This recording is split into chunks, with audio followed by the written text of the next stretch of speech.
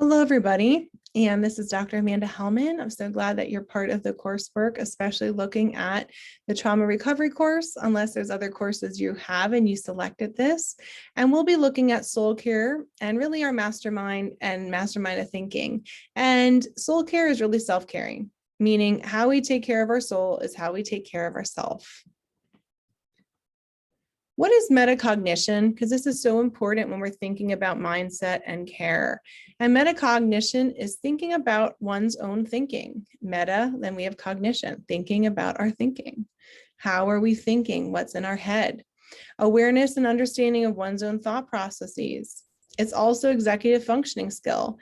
There are approximately 11, although there's different researchers that have varying amounts, but executive functioning skills, essentially Dawson and Guire in 2009, have done different research looking at 11 skills. And executive functioning skills, they vary, and metacognition is one of them. In fact, from longitudinal studies, even looking at students with autism, metacognition over time is our thinking, our ability to think about how we think, to problem solve, to self-regulate, to really think about different deep thinking skills. That actually, although there's not certain skills that each person have that are strengths or weaknesses that they've found in studies combined for students with autism or with disabilities, metacognition was found to be something so impactful to students and should be done early on, meaning early kids growing up with or without disabilities.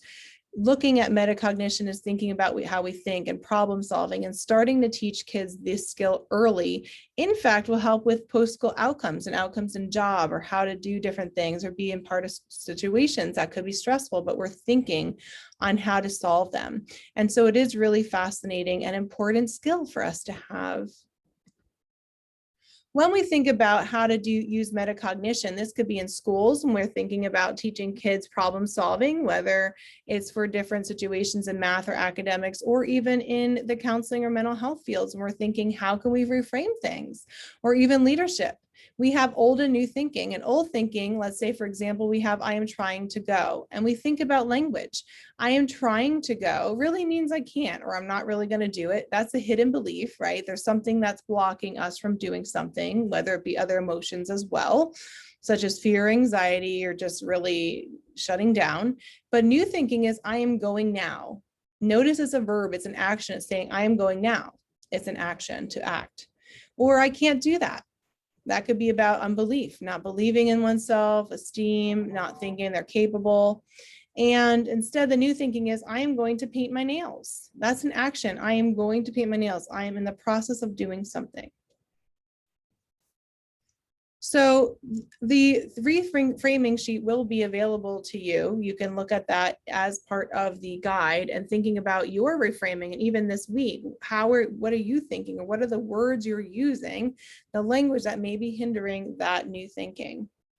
Self-care, even in sleep, is important. We know that people who've had complex trauma or trauma, that can impact our sleep cycle. Our REM cycle, we usually get our deep sleep, that can impact when our brain is regulating our lower brainstem and we are not able to regulate at the time. But there are ways, right? Drinking water, breathing, and through healing and intervention. But a lot of times suppressed emotion keeps that regulation from happening in the right way.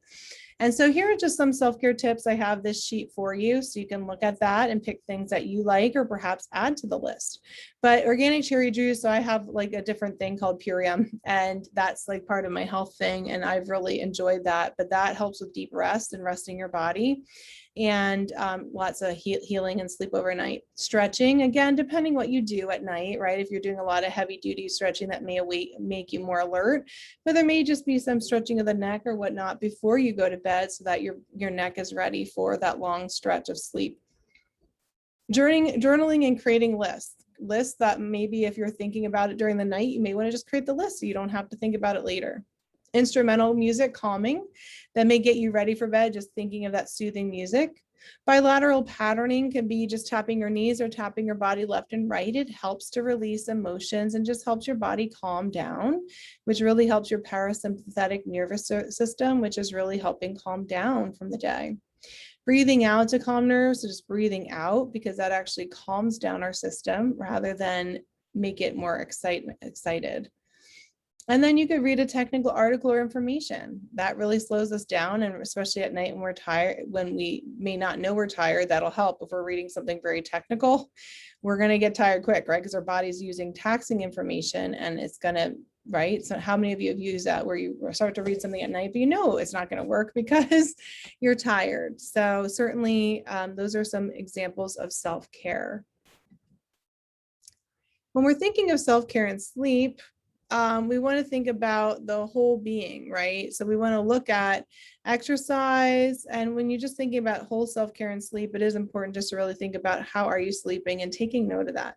But self-care in the whole being is how are we exercising, right? Moving our body. How are we eating? What does that look like during the day? What are our sleep patterns? How many hours? Typically 8 hours is good. I know there's like really a lot more for younger kids, right? It could be up to 12, 14 hours, 15. But as we get older, that may vary to 8 or 9 in our 20s, 30s. And then as we get older, it might be more like 9. But it's important to get that and get the well-rested sleep. And then our mental health and thinking is how are we thinking and how's that impacting our exercise, eating, sleeping, and water? Because our emotions can impact our whole being. So that is all that I have here. A lot of you are in my program already, so I'm going to stop sharing. And what you can now know is that, you know, through this program, learning about different parts like self-care and sleeping. And I do have a little sheet saying, what do you use for sleep care? Making sure you monitor this week and thinking about those who've had complex trauma. Safety at night, sleeping is so important, but so many things impact it. So thinking about like how many hours are they getting? Are they sleeping? How are they sleeping? Is it through the night? Are they getting up because there could be that dysregulation or nervousness of not feeling safe? And also looking at what are some sleep health that we could do. So maybe having that music, calming music, right?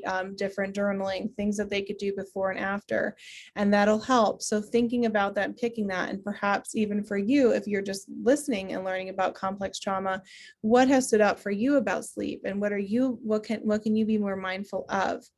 I do have the self-care, the sleep in the packet, and I also have the examples of what could be healthy for self-care, as well as a reframing in the packet. So I certainly welcome you to look at that and be able to use that. So thank you for watching. These are short little videos, and sometimes there might be longer ones depending on the topic to really get into it. But these are different parts where you can think about it and think about how that can impact individuals with trauma. Thank you for watching. Take care.